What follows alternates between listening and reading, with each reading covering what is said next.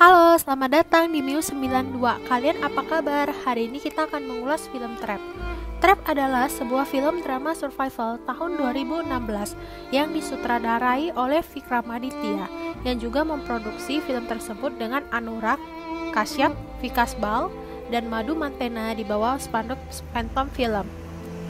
Cerita dibuka dari Shaurya yang mencoba berkenalan dengan Nori di telepon.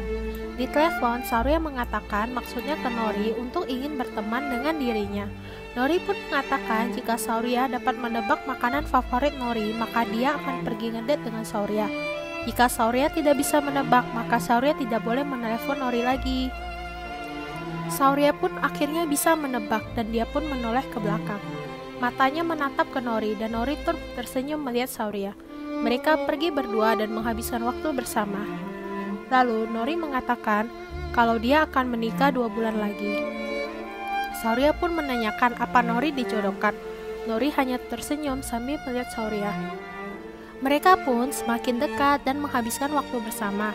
Shaurya mengajak Nori ke rumahnya. Ternyata di rumahnya ada 4 orang yang tertidur di ruang tamu. Mereka pun diam-diam menuju kamar Shaurya. Shaurya membujuk Nori untuk membatalkan pernikahannya dan mengajak Nori menikah dengannya. Nori mengatakan ke Shaurya itu ide yang gila, bagaimana mungkin? Lalu Nori bilang kalau kita menikah lalu gimana? Apa kita tinggal di sini? Dan Shaurya bilang enggak, aku akan mencari rumah yang baru. Nori pun bilang kalau itu tidak mungkin, bagaimana mereka berdua bisa membeli rumah? Dan Shaurya bilang bahwa dia ada rencana lain. Shaurya bilang dia akan mencari rumah besok dan Nori bilang dia akan pergi selama 2 hari. Shaurya pun bertanya kepada Nori apa dia mencintainya dan Nori bilang iya. Shaurya bilang hanya itu yang kita butuhkan. Shaurya pun sibuk mencari rumah tapi selalu ditolak karena dia hanya punya uang 15.000 mata uang India, sedangkan harga sewa minimum 20.000. Dia pun membujuk pemilik rumah agar dia bisa menempati rumahnya.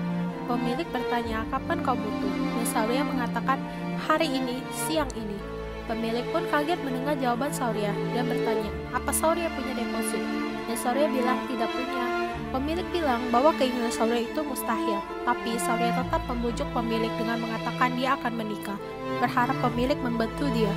Dan pemilik pun menjawab, tidak usah menikah. Shaurya tetap membujuk pemilik dan pemilik pun langsung pergi dari tempat tersebut. Di sana, Shaurya dihampiri pria asing dan bertanya kepada Shaurya, apa dia sedang mencari tempat tinggal. Dia bisa mencarikan Shaurya tempat tinggal seharga 15.000. Pria tersebut pun membawa Shaurya ke tempat itu dengan sepeda motor. Di lantai dasar, pria itu menyapa paman penjaga dan mengatakan kepada Shaurya bahwa paman kurang bisa mendengar dengan baik. Shaurya pun bertanya kepada pria tersebut, apakah bangunan ini kosong? Si pria menjelaskan bahwa gedung ini sudah dibangun 2 tahun yang lalu, tapi ada masalah dengan hak sewa tanah. Dan pria tersebut bilang ke Shaurya kalau dia bisa tinggal dengan tenang di sini. Pemilik gedung adalah seorang broker, tapi jarang berkunjung ke gedung. Dan pria tersebut menjelaskan kalau ia dan temannya sering nongkrong di sana juga. Di sini terlihat pria ungu agak susah membuka pintu apartemen. Shaurya bertanya ada apa dan pria ungu bilang cuma agak macet aja. Pria ungu pun mengajak Shaurya berkeliling ruangan dan beritahu letak ruangan.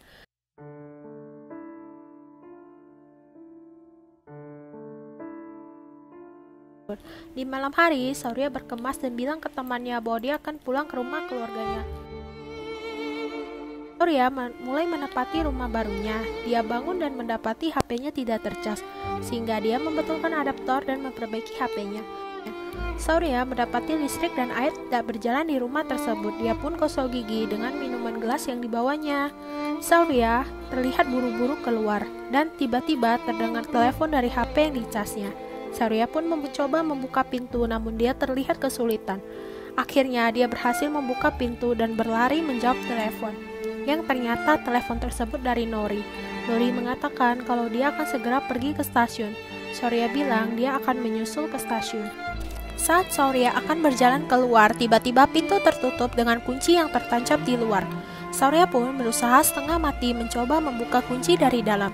Shaurya mencari peralatan untuk membuka kunci dan mencoba mendobrak pintu. Shaurya berusaha menghubungi seseorang di telepon. Dia kesal karena telepon tidak terhubung dan akhirnya telepon pun terhubung. Sauria mencoba menghubungi call center untuk meminta nomor tukang kunci. Sauria terlihat panik karena baterai HP-nya lemah dan mereka mengabarkan bahwa mereka akan mengirim nomornya. Mereka akhirnya menghubungi Sauria, tapi Sauria terlihat bingung menjelaskan di mana alamat dia tinggal. Dan akhirnya hal yang ditakutkan terjadi juga. Baterainya habis. Sauria cepat-cepat cas ke kamar dan membuka AC karena dia kepanasan. Tapi ternyata AC berhenti menyala. Sauria kesal dan menendang pintu, berharap pintunya terbuka. Sauria berteriak ke bawah berharap paman penjaga mendengarnya, tapi paman penjaga tetap tidak mendengar. Dia pun masih berusaha memanggil orang di bawah yang tentu tidak berhasil. Dia menggosok-gosokkan baterai ke celana dan memasukkan baterai kembali ke HP, berharap HP-nya normal kembali, tapi kenyataannya berlawanan. HP Sauria tidak mau menyala. Dia kesal melemparkan HP-nya ke dinding. Dia pun memasukkan baterai lagi ke HP-nya yang layarnya telah pecah. Dia pun mencoba memanggil orang-orang kembali. Dia berusaha memberikan tanda ke orang-orang bahwa dia di sana, tetapi tidak ada satupun orang menyadari keberadaannya sampai dia pun tertidur. Dia berusaha merusak pintu lagi dan pikirannya tertuju kepada televisi. Dia melempar TV ke bawah sambil berharap paman penjaga melihat dan mendengar. Namun paman penjaga tidak mendengar dan tetap fokus mendengar ke radionya. Diambilnya kardus itu, dipotong, dan dengan pasta gigi dia menulis tulisan tolong. Dia melempar ke bawah, dia lalu menggunakan darah bekas lukanya dan menulis tulisan help atau tolong di kardus dan menjatuhkannya lagi, berharap ada orang yang membaca kardusnya itu. Kardus itu pun jatuh di atas rumah warga. Sauria memukul-mukul teralis berharap si wanita mendengarnya, namun wanita tersebut tidak mendengarnya. Sauria terlihat frustasi, dia melihat tikus dan pingsan. Lalu ketika dia bangun, dia melihat air keran nyala, tapi karena ada tikus di bawah membuat dia ketakutan, dan akhirnya keran berhenti mengalir. Sauria berusaha membuat ketapel dan menunggu wanita kembali ke atapnya. Dia pun menembakkan ketapel ke atap. Usaha Sauria berhasil. Wanita itu mendengar suara. Dia pun kembali menembakkan ketapelnya lagi, tapi wanita tersebut tidak mendengar. Dia mengikat kain ke teralis yang menyerupai huruf help atau tolong dan memukul ke teralis.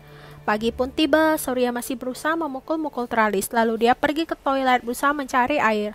Luisan Sauria ditemukan paman penjaga dan dibawa pergi. Si wanita lalu pergi ke apartemen Sauria dan bertemu dengan paman penjaga. Wanita bertanya kepada paman, "Apa ada yang tinggal di sini?" Paman menjawab, "Tidak ada. Tidak ada yang pernah tinggal di sini selama 2 tahun." Si wanita yang mendengar jawaban paman ingin berlalu pergi. Namun tak yakin dengan jawaban paman, dia mencoba ke atas apartemen. Melihat apartemen yang gelap, si wanita pun mengurungkan niat dan berlalu pergi. Sauria yang masih berusaha memukulkan alat ke pintu berharap ada yang mendengarnya. Di malam, Sauria berusaha membuat api dan berhasil. Dia pun membakar kain yang bertuliskan huruf help tersebut dan membakar kasurnya juga. Tapi api malah merambat ke kursi. Sauria berusaha memadamkannya.